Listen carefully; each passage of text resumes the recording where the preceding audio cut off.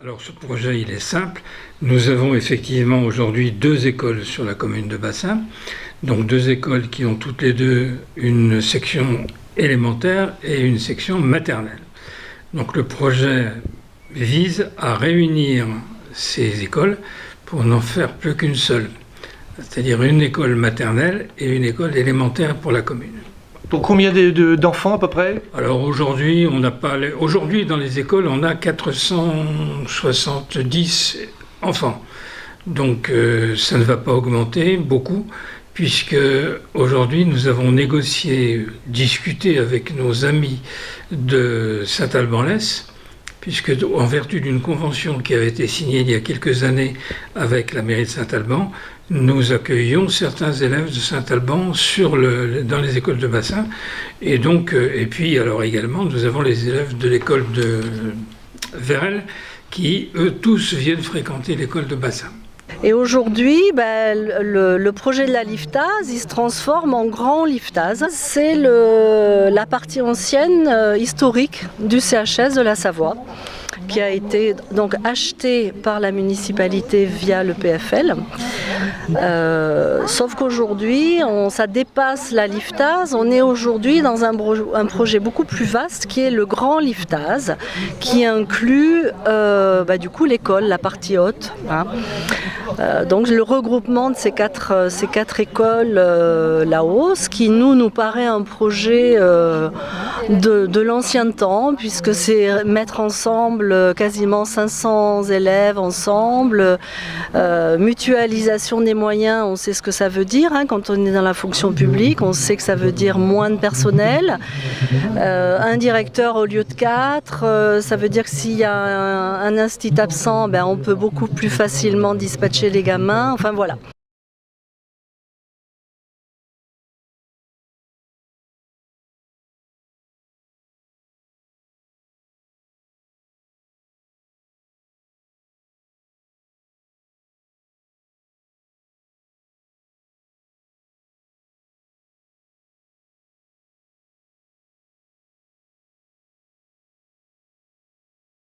Ce qui m'a fait sauter sur ma chaise quand ça a été annoncé en réunion publique par monsieur le maire, c'est qu'en fait, il y aurait 550 enfants sur un même site.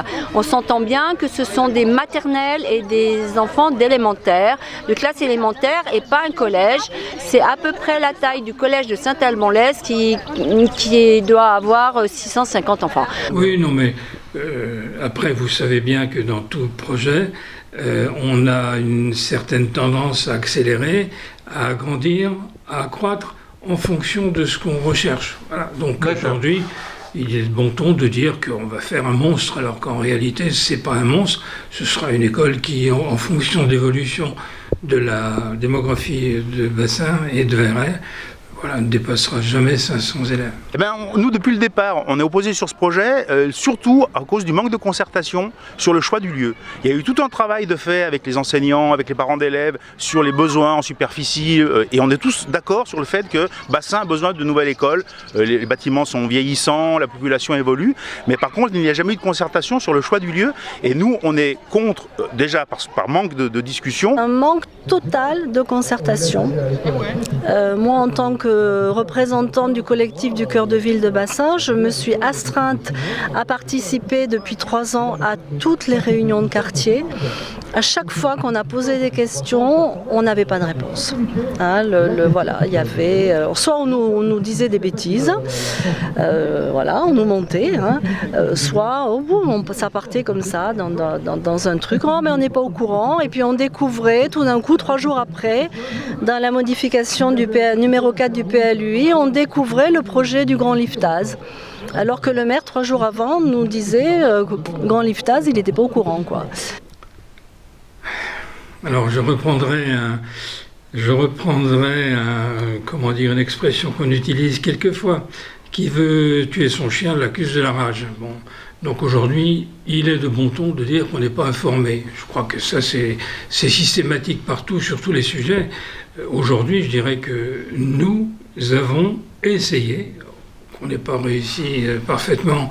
Ça voudrait dire que tout le monde est parfait et heureux des décisions, des informations qui ont été apportées. Ce qui est sûr, c'est qu'aujourd'hui, on a fait beaucoup d'informations. Ce qu'on souhaite avant tout, c'est que le projet soit suspendu, soit mis en stand-by, de manière à ce que la population ait son mot à dire par rapport à ce projet. Je recevrai donc ces citoyens dans quelques jours. On s'est mis d'accord avec eux, on leur a donné notre accord sur cette réunion. Donc nous aurons une réunion où je recevrai 6 représentants de ces différentes mouvances et voilà, avec des élus de ma majorité qui seront là pour compléter mon propos. Est-ce que c'est pertinent aussi sur le plan du budget qui doit être alloué à un tel projet, puisque étant donné la surface, le nombre d'enfants à accueillir, étant donné le bâtiment à construire et à aménager, on est sur des projets qui dépassent les plusieurs millions d'euros. Je me suis laissé dire par plusieurs d'entre vous que c'était un projet à plus de 5 millions d'euros, donc c'est quand même une somme significative pour une commune de quelques 6 000 habitants par rapport à son budget annuel. On parle de 2 tranches de travaux. Pour l'instant, on connaît plus ou moins les contours de la première, c'est le pôle scolaire qui est en projet et qui fait donc débat, mais on connaît, pour la deuxième tranche, on connaît ni les modalités ni le coût. Les différentes tranches, c'est d'abord de réunir les maternelles, et ensuite, dans un deuxième temps, et ça c'est, je dirais que ce sera la première étape, et dans un deuxième temps, on réunira les élémentaires. Le coût, à la limite, c'est vrai qu'il y a des projections qui ont été faites. Il faut investir, parce qu'une école, on investit pour au moins un demi-siècle, du coup, et puis c'est le bien-être des enfants, c'est très important au niveau d'une commune. Le coût, à la limite, peut se justifier, et on peut faire... En plus, la taxe foncière a été énormément augmentée. On peut, si on explique aux gens pourquoi, ça passe mieux. C'est toujours difficile, les hausses d'impôts. Mais là, il y a ce manque de concertation avec la population, qui, pour un élément structurant qu'est une école, est quand même un petit peu inquiétant. Nous allons donc lancer, dès que possible, les travaux préliminaires pour l'école maternelle et le restaurant scolaire, j'insiste. Et donc, puisqu'on va profiter de cette occasion pour réunir les restaurants scolaires qui sont actuellement à 3 pour la commune de Bassins, et on a 3 endroits de restauration scolaire, donc on ne veut plus en faire qu'un seul pour des raisons évidentes d'économie de toute nature. Sur le vote, c'est comme quoi le projet est quand même un vrai sujet. C'est que sur les 27 votants, puisqu'on est 27 au conseil municipal, il y a eu quand même, avec nos voix, 13 voix, enfin nous on était contre, et il y a eu des abstentions au sein du groupe majoritaire. Ce qui veut bien dire qu'au sein du groupe majoritaire, le projet fait débat et que la majorité pour ce projet, elle est quand même très faible. Ceci dit, effectivement, il est de bon ton, comme toujours d'ailleurs, d'oublier qu'il y a un intérêt collectif quelquefois et d'aller plutôt dans le particularisme. Bon, ceci étant, je me permets d'insister parce que c'est quand même assez révélateur de l'époque. Aujourd'hui, il y a de nombreux projets d'école dans les environs de Chambéry, on va dire, et qui tous sont donnés, ou pratiquement tous ont donné lieu à des polémiques plus ou moins fortes, parce qu'aujourd'hui, encore une fois, c'est de bon ton, si vous faites un projet, il est de bon ton de s'opposer. C'est pas le projet du maire, c'est le projet d'une majorité. Alors, donc après, on se met d'accord sur le terme de majorité, mais c'est pas un projet personnel du maire. À la circulation, parce qu'on ferait monter tout le bas de la commune vers un lieu central, où on est ici, à côté de la salle des fêtes, et ça, on n'a jamais eu de réponse. Et puis il y a l'aspect environnemental, le fait que du coup ça va priver la plaine de son école et ça va pénaliser ce quartier de la plaine d'avoir une vie propre avec son école, avec ses terrains de sport, avec ses jardins. Il y a un souci qui est légitime, tout à fait légitime. Ceci étant, je l'ai dit encore dans mon discours des vœux, je crois qu'il faut savoir garder raison. Aujourd'hui, Bassins, et notamment par le fait d'avoir racheté l'ancienne partie de l'UCHS, ça va apporter, je dirais, un complément d'espace vert, puisqu'il n'y aura pas de reconstruction pratiquement pas sur la partie ancienne du CHS. Donc je dirais que là aussi... Mais là, vous perdez une prairie quand même, hein? On perd une prairie, oui, mais il faut bien construire une école. Est-ce qu'il n'y avait pas moyen, par exemple, de rénover ou de garder dans cette chose-là? Parce que on sait, par rapport au changement climatique et à l'urgence, que la construction, c'est vraiment, je crois que c'est 60% du bilan carbone. La construction, c'est énorme, les travaux publics. Donc, est-ce que c'est pas intéressant aujourd'hui de construire sur déjà de l'existant, finalement? Déjà de l'existant, l'idée, alors je sais que vous reprenez sans doute là une idée qui est chère à beaucoup, c'est de dire pourquoi est-ce qu'on n'a pas reconstruit sur la partie ancienne du CHS, par exemple. Bon.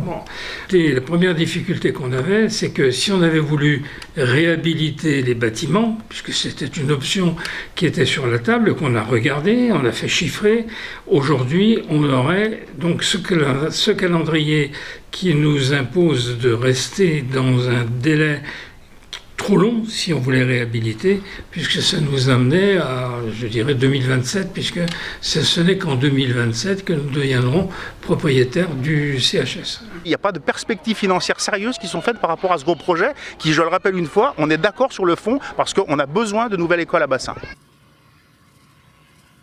Moi, je suis inquiète, surtout au niveau écologique, parce que je trouve que la commune s'est énormément transformée. Donc, à un moment donné, on arrive à un certain niveau de saturation, au niveau de la qualité de l'air qui se dégrade, nos prairies qui disparaissent, les collines qui sont rasées. Je trouve que c'est exponentiel par rapport à une petite commune comme Bassin. Il faut qu'on arrive à maîtriser, à pouvoir loger des gens tout en maîtrisant l'évolution immobilière. Mais voilà, ça, on fait partie du PLUI et du coup, les marges de manœuvre sont quand même limitées. Bien qu'il faut qu'on soit très vigilant à l'avenir, parce que c'est un sujet aussi qui préoccupe la population. Tout basiquement, la qualité de vie, c'est quand même ce qui doit primer. Et nous, habitants de Bassin, on veut préserver notre qualité de vie, on veut pouvoir se promener dans la nature, on veut pouvoir entendre les oiseaux, on veut pouvoir voir des écureuils. C'est très important de maintenir cette qualité de vie et de préserver la nature dont on a si besoin, et de tous ces grands arbres qui nous font un bien énorme en période de canicule et dont on a grand besoin. Donc impérativement ne pas minimiser la question écologique. À mon avis, c'est fondamental, c'est notre qualité de vie et c'est même notre vie future qui est en cause. Donc c'est très important. Nous, ce qu'on veut, habitants et habitants, citoyennes et citoyens, le peuple, c'est un peu plus de démocratie dans un pays qui finalement en offre de moins en moins. On voit bien que de plus en plus, les décisions sont prises en dépit et parfois à l'encontre des populations, même quand il y a des pétitions dont finalement tout le monde se fiche. Hélas, quand bien même il y a des manifestations au pied des institutions, que ce soit le département, la région ou même un conseil municipal. Donc voilà, moi je pense que vous êtes légitime à ce que ce projet soit partagé avec la population. Ce sera tellement plus agréable finalement.